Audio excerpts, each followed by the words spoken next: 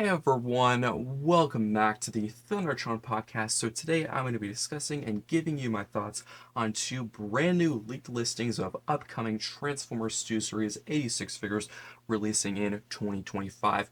Now before we get into my thoughts and all the information that we have on these figures, please leave your thoughts on these figures in the comment section down below. Are they a pickup or a pass?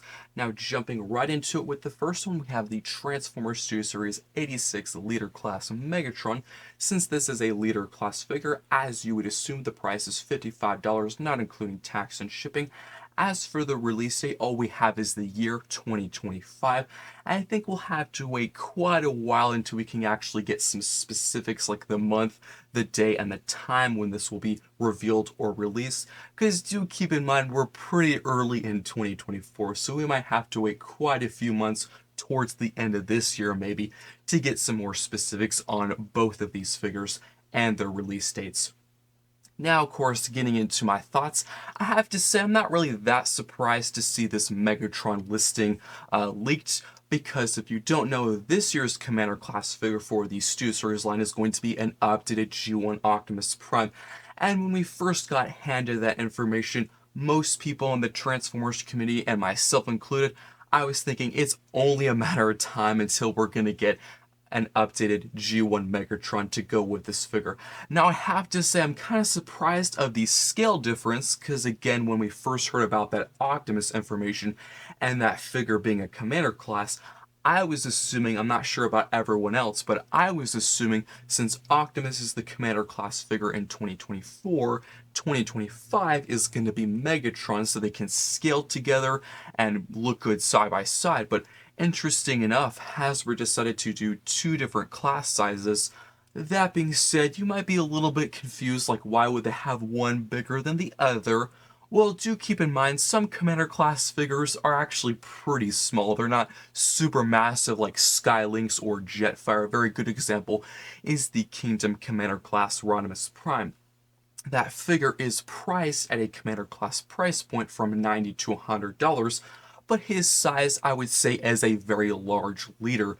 But of course, you're paying for the piece count and the engineering and all the accessories that are included. So Optimus may be a Commander class and Megatron is going to be a Leader class, but he may just be a very well engineered, very heavy, lots of accessories, but size-wise, he might be head-to-head with that Megatron, which I hope sort of look really, really good. But getting into my thoughts specifically on the Megatron, not just the Optimus, of course, I definitely think it was due time for a Megatron update, because the last ones we got were the Siege Megatron and the Earthrise Megatron.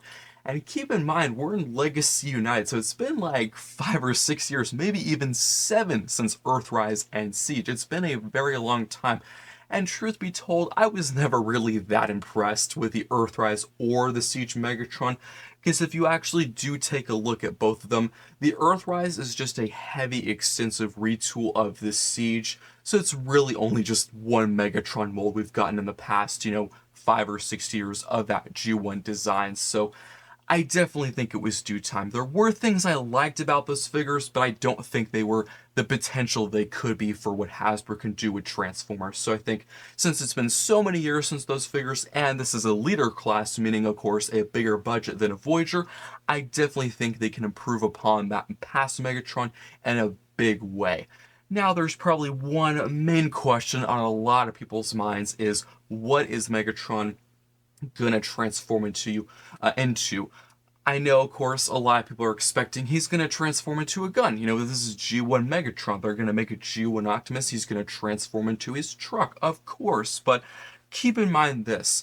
Very late last year, I'm not sure what specific event, it might have been Hasbro Pulse Con, it might have been one of those collector cons like Santa Comic Con, something like that. I can't remember what specific event, but there was a Q&A with the Hasbro designers and the marketing, all the typical people we see on the live streams, and someone asked, if you did a G1 Megatron, what would it transform into? Would it transform into a ship, a tank, a gun? And they said if they did one, because of course they don't want to confirm anything, if they did one, it would be a tank. So I'm just expecting now, however far this Megatron is away, it could be the end of next year, whenever, it's probably going to be a tank. I'm not going to get into the specifics why. I think we probably all know why. It's just the world we live in, unfortunately. But that's all I really have to say on the Megatron. Definitely really interested and looking forward to this figure. As for the next one, we have the Transformers 2 Series 86 Leader Class Galvatron. Now, this one did surprise me. I was really not expecting to see this.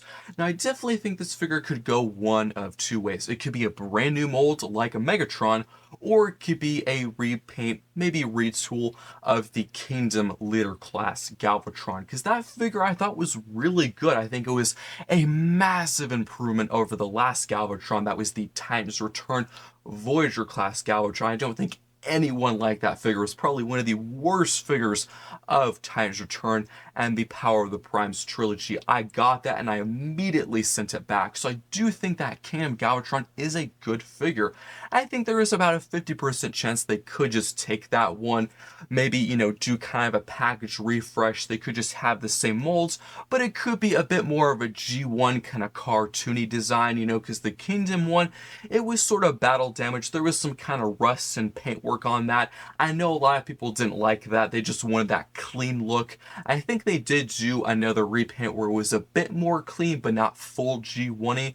So this could give them an opportunity to use that same mold and just make it as, G1 shiny and cartoony as possible.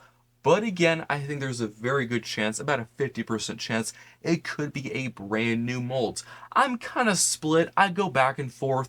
And honestly, truth be told, if it went the repaint way, I probably would still pick it up because I think it is a good mold. It is a good figure. But if they do a new mold, I would be perfectly fine with that as well. But again, since it's a leader like Megatron, it will be $55.